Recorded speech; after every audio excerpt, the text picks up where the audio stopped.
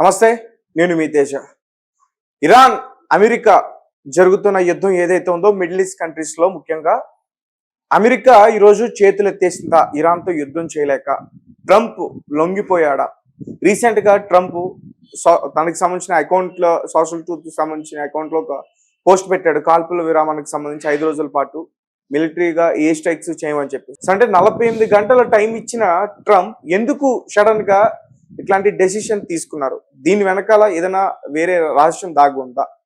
దీనికి సంబంధించి clear information మనం తెలుసుకునేందుకు ప్రయత్నిద్దాం. మనతో పాటు డిస్కస్ చేయడానికి సీనియర్ జర్నలిస్ట్ దాము బాలాజీ ఉన్నారు, ఆయనతో మాట. నమస్తే సార్. సో ట్రంపే స్వయంగా తనకి సంబంధించిన ఏదైతే అకౌంట్ ఉందో దాని ద్వారా కాల్పుల విరామం చేస్తున్నాం అంటూ కూడా 5 రోజుల పాటు ఆయన ప్రకటించారు. 2 రోజుల పాటు ఏదైతే చర్చలు జరిగాయో సఫలమయ్యంటూ కూడా ఆయన వివరించే ప్రయత్నం చేశారు. కానీ నిన్నే 48 గంటలు అంటూ కూడా టైం ఇచ్చారు ట్రంప్. సడన్ గా ఏంటి ఇదంతా? ట్రంప్ 2 నిమిషాలకు ఒకటి కూడా మైండ్ మార్చుకుంటాడు. ఆయన ఎవడు కూడా గెస్ చేసే పరిస్థితి లేదనమాట. సో ఇప్పుడైతే వార్త వచ్చింది ఏంటంటే, అది ట్రంప్ ట్రూత్ సోషల్ అని ఆయన మీడియాలో చేశాడు. అది నేను చదివాను. అందులో ఏముందంటే 2 రోజుల నుంచి ఇరాన్ ఆఫీసర్స్ మా ఆఫీసర్స్ మధ్య చర్చలు జరుగుతున్నాయి. చర్చలు ఒక కొలిక్కి వస్తున్నాయి. అందుకని నేను 5 రోజుల పాటు మా డిపార్ట్మెంట్ ఆఫ్ వార్ని ఆదేశించాను.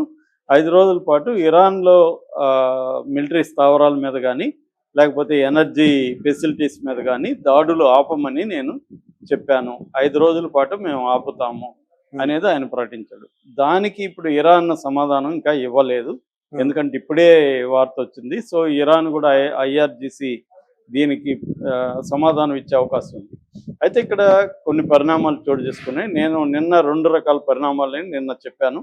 అందులో ఒకటి ఏంటంటే, ట్రంప్ 48 గంటలు డెడ్ లైన్ ఇచ్చాడు. ఈ డెడ్ లైన్ దేనికంటే, హార్మోజ్ జలసంధి కంప్లీట్గా బయటికి వెళ్ళిపోండి, మీరు వదిలేయండి అనేది ఇచ్చాడు.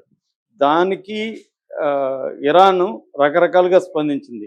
ఒకటేమో హార్మోజ్ జలసంధిలో మా శత్రువులకి తప్ప మిగతా అందరికి వదులుతామని ప్రకటించింది. కానీ యాక్చువల్గా ఏమో వదలట్లేదు అన్నీ. ఇప్పటికి కూడా చెప్పింది కానీ అలాగే వదలట్లేదు. ఇప్పటికి కూడా షిప్ బై షిప్ వాళ్ళతో చర్చలు జరగాలి. మొన్న కూడా ఒక వార్త వచ్చింది, 18 కోట్లు డబ్బులు ఇచ్చి మరీ ఒక షిప్ని బయటికి తెచ్చుకున్నారని. అలాగే ఖచ్చితంగా వాళ్ళు డబ్బులు అయితే వసూలు చేస్తారు, లేదా ఏదైనా డిమాండ్స్ పెడతారు. ఇప్పుడు ఇండియా షిప్లు 22 ఉన్నాయి. 22కి ఏమి అలో చేయలేదు కదా, ఒక్కొక్కటే వదులుతున్నారు. మొన్న ఒక షేపాలికాన్ నందాదేవ్ అని 2 గ్యాస్ వాటిని వదిలారు. అంతకుముందు ఒక షిప్ వదిలారు, మళ్ళీ నిన్న ఒక షిప్ వదిలారు. దీనికి ఇరాన్ ఇండియాకి పెట్టిన కండిషన్లు 2.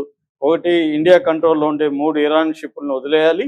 2, ఒక షిప్ నిండికి మందులు, మెడికల్ ఎక్విప్మెంట్ పంపించాలి. దానికి మోడీ ఒప్పుకున్నాడు కాబట్టి అది జరిగితే వాళ్ళు రిలీజ్ చేస్తారు. ఇలా ఇరాన్ ప్లాన్ చేస్తుంది. రెండవది, ఇరాన్ ఒక తీవ్ర హెచ్చరిక చేసింది. నువ్వు కానీ మా దేశంలో ఎలక్ట్రిసిటీ ఫెసిలిటీస్ మీద, ప్లాంట్ల మీద, పవర్ ప్లాంట్ల మీద నువ్వు కానీ అటాక్ చేస్తే మేమేం చేస్తామంటే, గల్ఫ్ దేశాల్లో ఉండే మొత్తం ఎనర్జీ ప్రాజెక్ట్స్ని అటాక్ చేస్తాము, డీసాలినేషన్ ప్రాజెక్ట్స్ని అటాక్ చేస్తాం అనేది చెప్పింది. డీసాలినేషన్ అనేది వెరీ వెరీ డేంజర్. ఎందుకంటే గల్ఫ్ దేశాలు దాదాపు 90% ప్రజలు ఈ డీసాలినేషన్ అంటే సముద్రపు నీళ్ళని మంచినీళ్ళుగా మార్చే ఈ డీసాలినేషన్ ప్రాజెక్టుల మీద డిపెండ్ అయ్యి వాటర్ కన్జ్యూమ్ చేస్తుంటారు, తాగుతుంటారు. సో ఇప్పుడు కానీ వీటి మీద ఇస్తే మన దేశం వాళ్ళే 1 కోటి మంది అక్కడ ఇరుక్కుపోతారు నీళ్ళు లేకుండా. మానవ సంక్షోభం వచ్చేస్తుంది.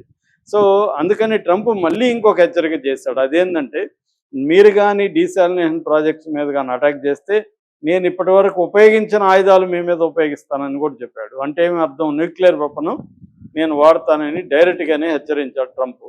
హెచ్చరించి కూడా 24 గంటలు కాలేదు. ఇప్పుడు మళ్ళీ ఏమంటున్నాడు, 5 రోజుల పాటు విరామం అంటున్నాడు. అంటే అర్థమేముందంటే, ట్రంప్ మీద తీవ్ర ఒత్తిడి ఉంది. ప్రపంచ దేశాలన్నీ కూడా సఫర్ అవుతున్నాయి. 85 దేశాల్లో ఆయిల్ రేట్లు పెరిగిపోయినాయి, డీజిల్, పెట్రోల్. మన లాంటి దేశాల్లో గ్యాస్ లేదు, పాకిస్తాన్లో లేదు. పాకిస్తాన్లో రేషన్ పెట్టేశారు, శ్రీలంకలో రేషన్ పెట్టేశారు, యూరోప్లో దొరకట్లేదు.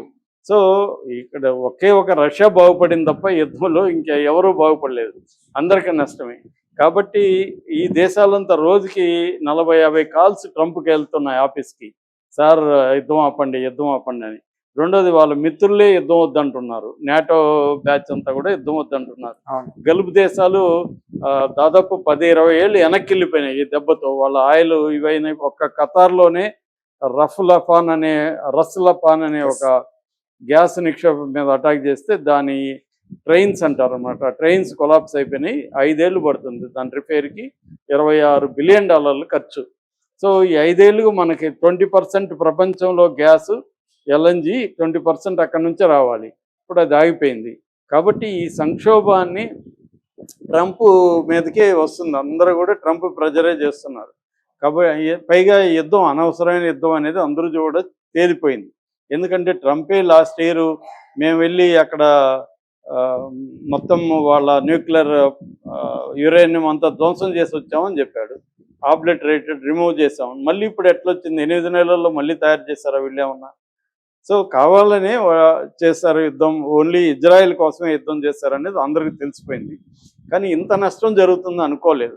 ఎందుకంటే లాస్ట్ 12 రోజులు జరిగినప్పుడు ఇరాన్ గల్ఫ్ కంట్రీస్ మీద దాడులు చేయలేదు. ఊరికే ఖతార్లో మాత్రం ఎయిర్ బేస్ మీద, అది కూడా చెప్పి చేసింది, మీకు వేస్తున్నాము అని చెప్పి చేస్తే వాళ్ళు కొట్టేశారు అలాగ. కానీ ఈసారి అట్ట కాదు. ఈసారి చాలా సీరియస్ నష్టం జరిగింది. ఈసారి ఇరాన్ ప్రిపేర్ అయి ఉండింది ప్లాన్డ్గా. వాళ్ళ సుప్రీం లీడర్ని చంపేసిన, వాళ్ళ టాప్ లీడర్లు ఒక 40-50 మంది చనిపోయినా, 3 లేయర్ల లీడర్షిప్ని చంపేసిన ట్రంపే చెప్తున్నాడు. అయినా కూడా వాళ్ళు ఎక్కడ వెనక్కి తగ్గలేదు. పైగా చాలా పెద్ద స్థాయిలో డ్యామేజ్ చేస్తున్నారు. అందుకని ట్రంప్ ఇప్పుడు ఖచ్చితంగా ఆయన ఓటమి ఒప్పుకున్నట్టే, దిగొచ్చినట్టే. అంటే ఇరాన్ని ఇంత స్థాయిలో బెదిరించిన ట్రంప్ ఇరాన్ ఎక్కడ తగ్గకుండా రివర్స్లో బెదిరించి డీసాలినేషన్ ప్రాజెక్ట్స్, ఎనర్జీ ప్రాజెక్ట్స్ అంటే పవర్ ప్రాజెక్ట్స్ ఇవన్నీ కొడతాననింది. కాబట్టి దెబ్బకి దిగొచ్చినట్టుగా చెప్పుకోవచ్చు. నేను నిన్న కూడా చెప్పాను, బ్యాక్ ఛానల్లో డిప్లొమసీ జరుగుతోందని. ఎప్పుడు యుద్ధాలు జరుగుతుంటే మరో వెనక వైపు బ్యాక్ ఛానల్ డిప్లొమసీ జరుగుతుంటుంది. ఎందుకంటే ఇది గల్ఫ్ యుద్ధం కోరుకోలేదు కదా. గల్ఫ్ దేశాలకి యుద్ధం అనవసరం వాళ్ళకి. సో వాళ్ళకి యుద్ధం వచ్చింది. ఇది ఎవరికి అవసరం అంటే ఇజ్రాయెల్కి ఒక్కడికే అవసరం యుద్ధం. ఎందుకంటే ఇరాన్ స్ట్రాంగ్గా ఉండడం అనేది ఇజ్రాయెల్ ఇష్టం లేదు. ఎప్పటికైనా ఇజ్రాయెల్కి భయం ఉంది.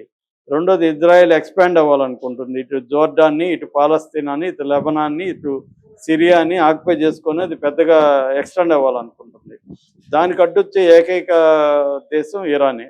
ఇరాన్కి ఆ స్ట్రెంగ్త్ ఉంది. కాబట్టి ఇరాన్ని వీక్ చేయాలనేది ఇజ్రాయెల్కి ఉన్నది. దీనికి 20 ఏళ్ళ నుంచి అమెరికా ప్రెసిడెంట్ని ట్రై చేస్తూనే ఉంది, మీరు దిగండి అని. ఎవరు దిగలేదు. ట్రంపే మూర్ఖంగా దిగాడు. అతనికి ప్లాన్ లేదు, ఎగ్జిట్ ప్లాన్ లేదు, వ్యూహం లేదు, ఏమీ లేకుండా దిగాడు. ఇప్పుడు దీని నుంచి ఎలా బయటికి రావాలో అర్థం కావట్లేదు. రెండోది, డొమెస్టిక్గా ఏంటి, అక్కడ ప్రెజర్ పెరుగుతుంది. రోజుకి $2 బిలియన్ ఖర్చు పెరుగుతుంది. ఇప్పటికే $50 బిలియన్ వరకు ఖర్చు పెట్టేశారు. అక్కడ ఈవెన్ వాళ్ళ మేక్ అమెరికా గ్రేట్ క్యాంప్ ఉంది, ఒక బ్యాచ్ ఉంది, వాళ్ళు కూడా ట్రంప్ని వ్యతిరేకిస్తున్నారు. ఎందుకంటే ఇతను ఎలక్షన్ క్యాంపెయిన్లో యుద్ధాలకు వ్యతిరేకంగా మాట్లాడాడు. ఆ తర్వాత కూడా నేను 8 యుద్ధాలు ఆపాను, నాకు నోబెల్ ప్రైజ్ చేయండి అని మాట్లాడిన వ్యక్తి సడన్గా ఇంత పెద్ద యుద్ధం చేయడం అనేది ఎవరికి కూడా ఇష్టం లేదు. రెండోది, సైనికుల్లో కూడా వ్యతిరేకత వచ్చింది.